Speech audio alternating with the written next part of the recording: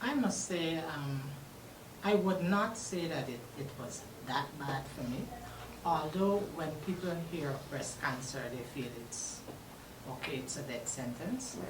But for me, my journey, it taught me a lot in the sense of understanding how others went through and think about breast cancer. When I was diagnosed, honestly, I planned my funeral in my mind. And I had a conversation with my nephew, and he told me, he said, Auntie, millions of people women around the world has breast cancer.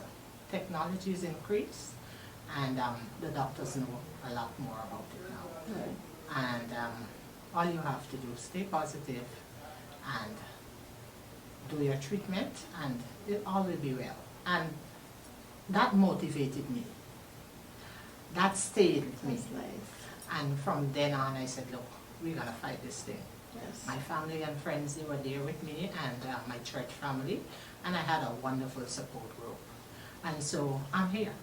I'm here. I'm a 2-year in breast cancer survivor. I still do medication and checkups regularly, but I'm here. I'm good. Wow. God has been good to me, and I'm here. Is there a foundation that you have linked to get more information as well as a support group as well? Yes, I was introduced to Still Beautiful Foundation, and we have a wonderful group of ladies.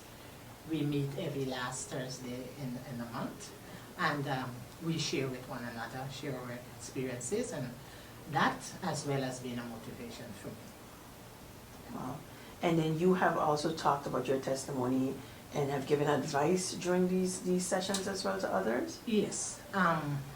When I was in Curacao for radiotherapy, I met 2 wonderful ladies down there, an older lady and the one not so old.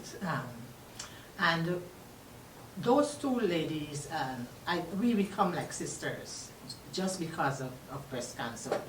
I didn't know them before, and they didn't know me. And we share our experiences. Up until today, we always talk and share what we're going through. Because there are times when you do have little effects, after effects from medication, from treatment and things like that. And so we share. And we become like sisters. I must say breast cancer gave me a new family. Yes. Because I live alone. Right. And so when you're going through these things, alone is not good enough for you. So because of me being alone, I normally put myself out there. I'm not scared to speak about breast cancer because many women do scared to speak about breast cancer. But I advise women to speak about it because you never know who knows what and can help, you know. So, and then the support. You need the support. Right. And you need to be mentally strong too. Wow. Because if you're not mentally strong, it's not going to work for you. How did the food change? So your nutrition and so forth. Because I know you said you had it a little easier as compared to some of the other women that you spoke to. Me personally, food, I had to make changes. I am a cook. On a large scale, small scale, I cook. So, you know, I would be involved in eating all kind of things. And I was an experimenter where food is concerned. I eat all kind of things. And I had to learn to discipline myself when it comes to food. Sugar on the whole, I don't do sugar no more. Sodas, no sugar. I don't do sugar. I get my sugar from fruits. I use a lot of fruits. I'm a rice stan. I like to eat rice, so that's a challenge for me. I still eat my rice, try to eat more vegetables, and I mostly do chicken. I stay off of the red meat and fish. But, and I do a lot of bush. I believe in bush. I do a lot of bush. I do a lot of juices. And when you say bush, talk to us. Tell us a thing. I do any bush that is being advised for me to use. Where dandelion, Kale, lemongrass, a mango leaf, Right. a soursop leaf, any bush, anything that is good for cancer, and even just drinking bush. Correct. I normally use that. And then I use a lot of kale and a lot of ginger and the turmeric and all of those things. I think I have a tree growing in me with a quantity of bush that I drink. But I'm glad you said that. But is your garden? Do you find yourself outside in the garden, making sure you have these things in your backyard as well? Where I live, Right. we don't have the space for gardens. Okay. But I am surrounded by a lot of trees and a lot of bush, and people normally bring stuff for me if Right. they tell me about it, and I ask, they would normally bring. So I have bush. Right. I normally put them to quail, and I have them separated in plastic bags, and Right. so I drink them every now and again. If I've been drinking soursop for a week, then I come off of that.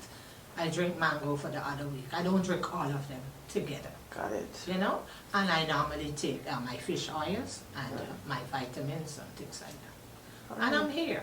I feel great. I was told to, I was advised to stay off of smoked meat, which I normally do. I don't do barbecues no more.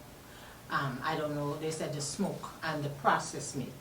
Got it. Processed meat, canned foods, all of those things. Fast food as well? Fast food, a lot of oil and a lot of butter and things like that. You need to do more vegetables, more steamed stuff, and try to do, if you're doing fish, baked stuff is better too. Stay away from much of the frying.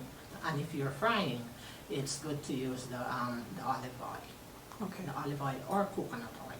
Okay. We were told that the coconut oil is not good, but I don't think that's true. The olive oil and the coconut oil, it's better to use. But steam and bake is the best way to go. I have to ask you, I find that you and your survivor colleagues looks very bright, vibrant, and beautiful, and you're still wearing those happy smiles. How important is it that to show to the people and for yourself? For me, like I said, I live alone. Stress is not one of my things. I used to. I was a person that always stress and think about things and overthink and all of that.